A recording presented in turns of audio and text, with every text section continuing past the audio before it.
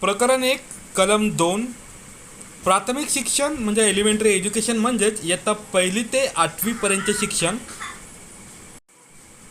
स्थानिक प्राधिकरण म्हणजे जिल्हा परिषद, नगरपालिका, नगरपंचायत, नगर परिषद, महानगरपालिका, कटक मंडळ इत्यादी. बालकास मोफत व सक्तीचे शिक्षण मिळण्याचा अधिकार. प्रकरण 2 कलम 3 6 ते 14 वयोगटातील प्रत्येक बालकास त्याच्या नजीकच्या शाळेमध्ये मोफत व सक्तीचे शिक्षण घेण्याचा हक्क. प्रत्येक बालकास निशुल्क प्राथमिक शिक्षण घेण्याचा अधिकार. विशेष गरजा असणाऱ्या विद्यार्थ्यांना अधिनियम 1996 मधील प्रकरण 5 नुसार मोफत व सक्तीच्या शिक्षणाचा हक्क बजावण्याचा अधिकार आहे. कलम 4 बघूया आपण. बालकास त्याच्या वयाशी समकक्ष वर्गात निशुल्क प्रवेश.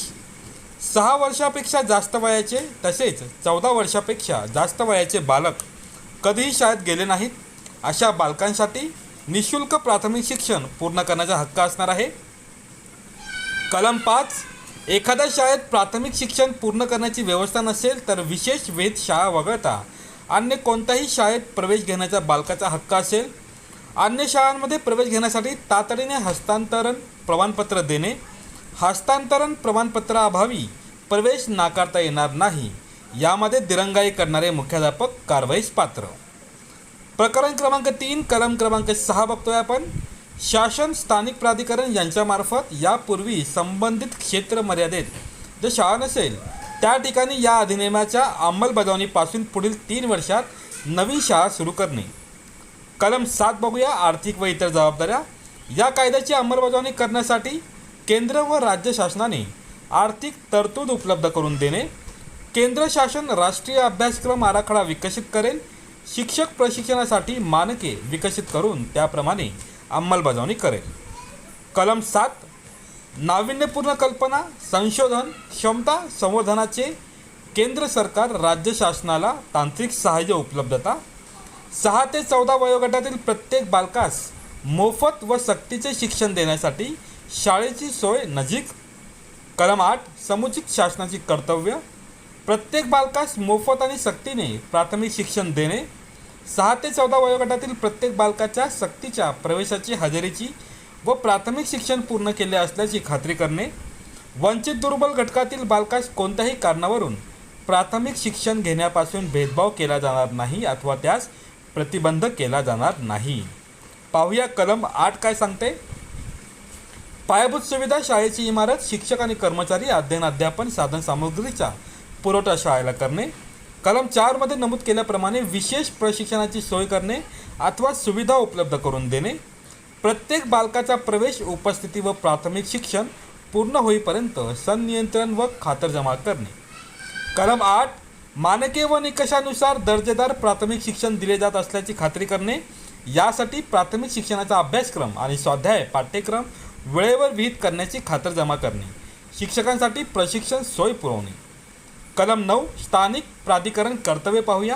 स्थानिक प्राधिकरणाची कर्तव्य विशद करण्यात आली आहेत. स्थानिक प्राधिकरणात 6 ते 14 वयोगटातील प्रत्येक बालकास मोफत व सक्तीचे शिक्षण देणे. 14 वर्षे वयोगटापर्यंतच्या सर्व बालकांचे अभिलेखे विहित पद्धतीनुसार ठेवणे.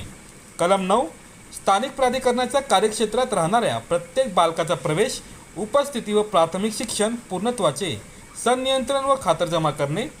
शाळा, इमारत, शिक्षक वर्ग, अध्ययन अध्यापन साहित्य, कर्मचारी वर्ग तसेच पायाभूत सुविधा पुरवणे. कलम 4 मध्ये विहित केल्याप्रमाणे विशेष प्रशिक्षणाची सुविधा पुरवणे. कलम 9 अनुसूची विहित केल्यानुसार चांगल्या दर्जाच्या प्राथमिक शिक्षणाची व्यवस्था सुनिश्चित करणे. प्राथमिक शिक्षणासाठी अभ्यासक्रम व स्वाध्याय पाठ्यक्रम वेळेवर विहित करणे. शिक्षकांसाठी प्रशिक्षण सुविधा पुरवणे. कलम 9 स्थलांतरित कुटुंबातील बालकांच्या प्रवेशाची खातरजमा करणे. अधिकार क्षेत्रातील शाळेच्या कामकाजाचे संनियंत्रण करणे. शाळेची शैक्षणिक कालदर्शिका निश्चित करणे. कलम 10 माता पिता व पालक यांचे कर्तव्य पाहूया. प्रत्येक माता पिता व पालकाने आपल्या बालकास किंवा पाल्यास नजीकच्या शाळेत प्राथमिक शिक्षणासाठी दाखल करणे. कलम 11 शाळापूर्व शिक्षणाची तयारी. 3 वर्षे वयापर्यंतच्या जास्त वयाच्या बालकास प्राथमिक शिक्षणासाठी तयारी करण्याच्या दृष्टीने 6 वर्षे होईपर्यंत बालसंगोपनाची व शिक्षणाची तरतूद करणे. प्रकरण 4 कलम 12 मोफत व सक्तीच्या शिक्षणासाठी शाळांची जबाबदारी बघूया. सर्व बालकांना मोफत व सक्तीचे प्राथमिक शिक्षण पुरवणे.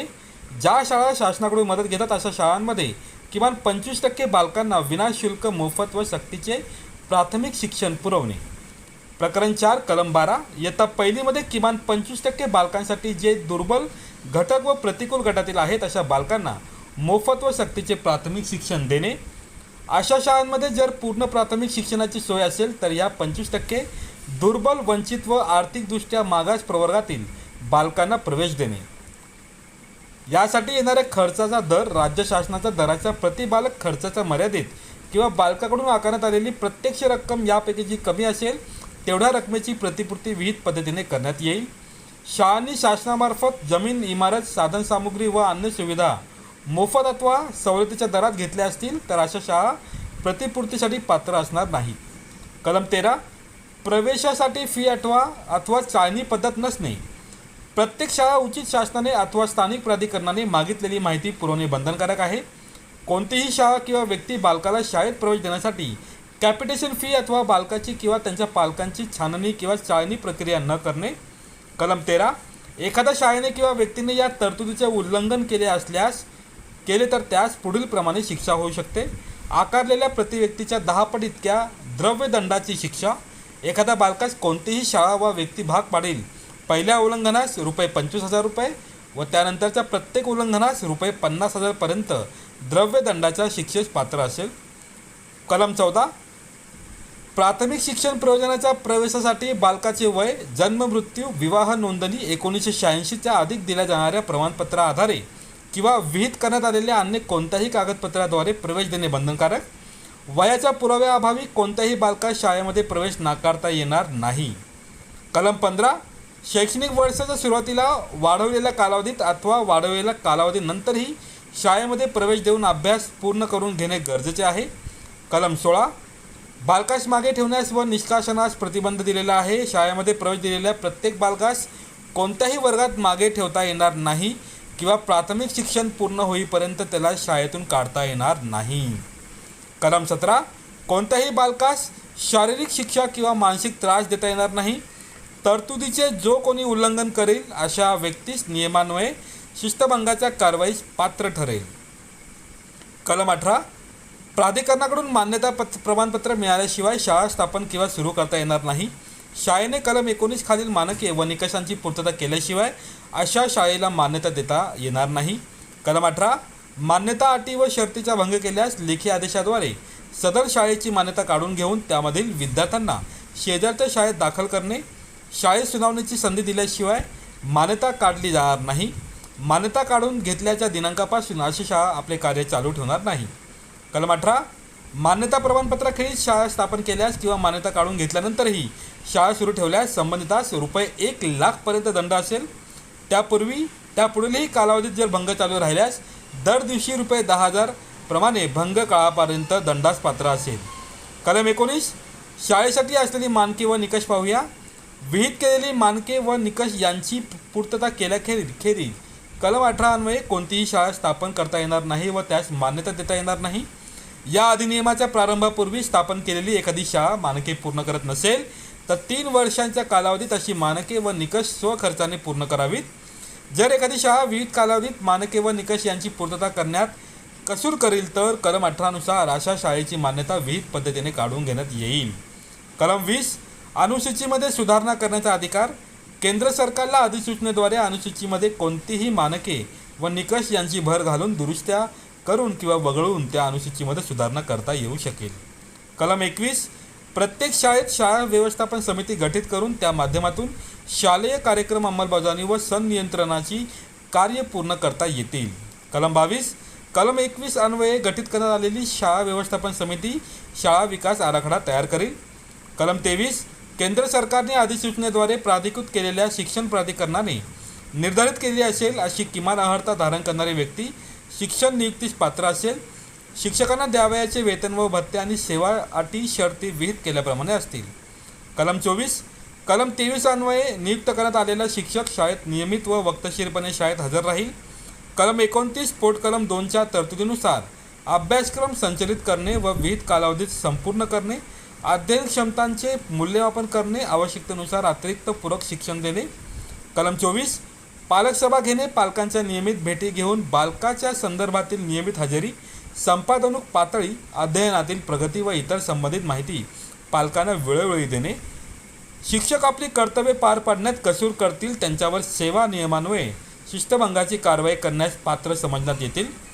शिक्षकांची कोणतीही घराणी असल्यास ती विहित करण्यात येतील. कलम 25. या अधिनियमाची अंमलबजावणी सुरू झाल्यापासून 6 महिन्याच्या आत प्रत्येक शाळेत अनुसूचीमध्ये विहित केल्याप्रमाणे विद्यार्थी शिक्षक प्रमाण विहित केल्यानुसार असल्याची खातरजमा करण्यात येईल.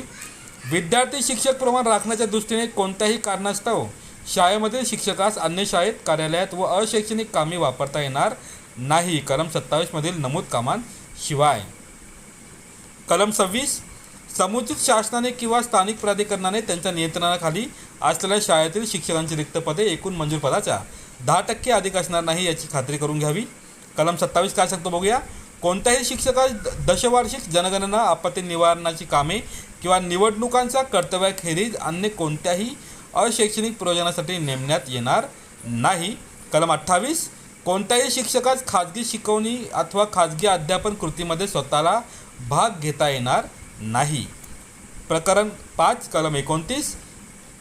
अभ्यासक्रम व मूल्यमापन प्रक्रिया समुचित शासन अधिसूचनेद्वारे निर्धारित करेल. हे निर्धारित करताना संविधानात असलेल्या मूल्यांशी अभिसंगत बालकाचा सर्वंकष विकास साधणारा, बालकेंद्रित कृतीशील शोधन वृत्ती, जिज्ञासूपणा या माध्यमातून विकसित करणारा शिक्षणाचे माध्यम, मातृभाषा, बालकाला भयमुक्त व अभिव्यक्त करण्यास प्रोत्साहन देणारे आणि बालकाच्या ज्ञान संपादनुकीचे सातत्यपूर्ण व सर्वंकष मूल्यमापन करून योग्यता वाढवणारे असेल.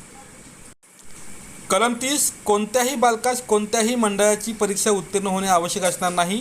प्राथमिक शिक्षण पूर्ण केलेल्या बालकास विहित नमुन्यातील प्रमाणपत्र प्रदान करण्यात येईल. कलम 31.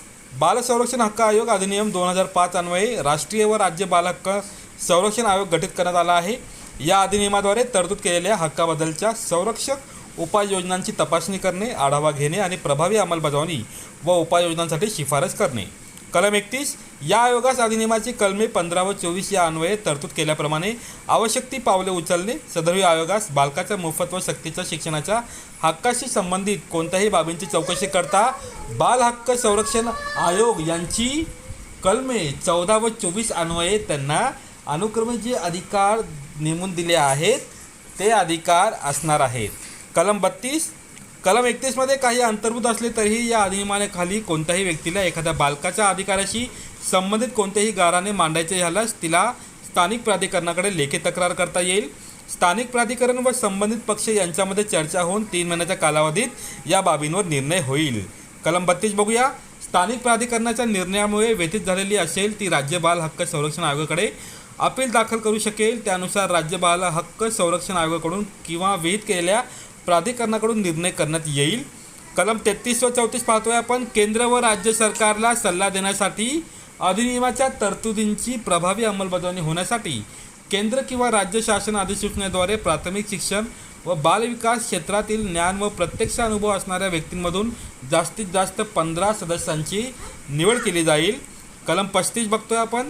केंद्र शासन या अधिनियमाच्या तरतुदींची अंमलबजावणी करण्यासाठी योग्य वाटतील अशा मार्गदर्शक सूचना उचित शासन किंवा स्थानिक प्राधिकरणास किंवा शालेय व्यवस्थापन समितीस निर्गमित करेल.